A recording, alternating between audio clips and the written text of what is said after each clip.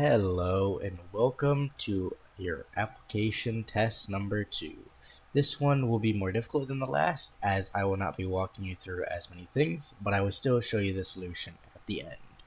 So for this one, you have this list here currently of specifications that you're going to make a custom part for. So all you gotta do, make a custom part that has to fit these specifications. How you get there doesn't matter too much other than how you do your gears. Do them how you were shown in the video tutorial so that it ensures they will continue to mesh if you have to make adjustments. But other than that, make this how you think you need to make it as long as it fits these specific requirements. And for this, you will need MKCAD, so if you don't already have that, I have a video showing you how to install it. And so yeah, that should be it.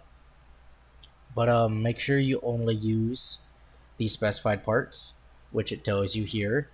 Your gear is a very specific part that I only want you using that specific type of gear. You need to use your max tube, of course, which is pretty simple to find. You just look up max tube and then you have to click on it, and where it asks you for your type, you tell it you want grid pattern, 1x2 grid pattern. And then make sure you use this type of bearing. And in case you didn't know, whenever it says piece needs to be X-carved out of HDPE, that means we're going to use our X-carve to make it.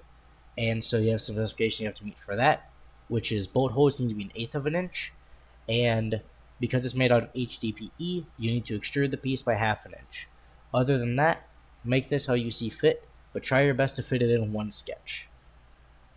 So I will give you about 30 seconds, and then I will read through these instructions and show you the solution.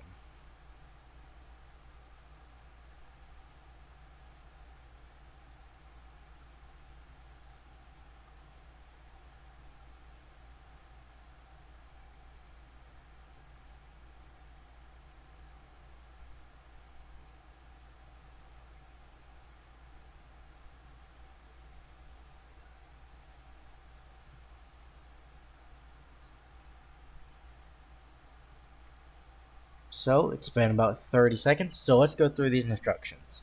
So first one, use the gears to rotate 2 points simultaneously.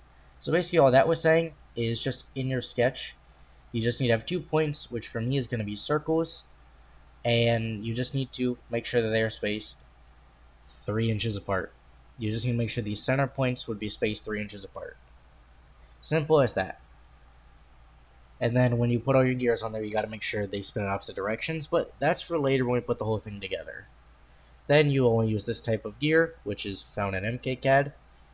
Your gears must mesh properly is just saying use the technique I showed you guys in the last video with gears, using the circle that is the size of the gear so that it meshes. That's all that was asking for.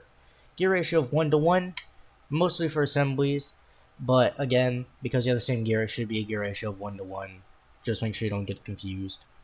Connects with 6 bolts means you just need 6 holes that are spaced out properly to fit with the max tube pattern that you have. The bearing holes means that just anywhere you need to put a gear or anywhere something needs to pivot, you just need to have a proper sized hole to fit a bearing, which in this case is 1.125 inches for this bearing.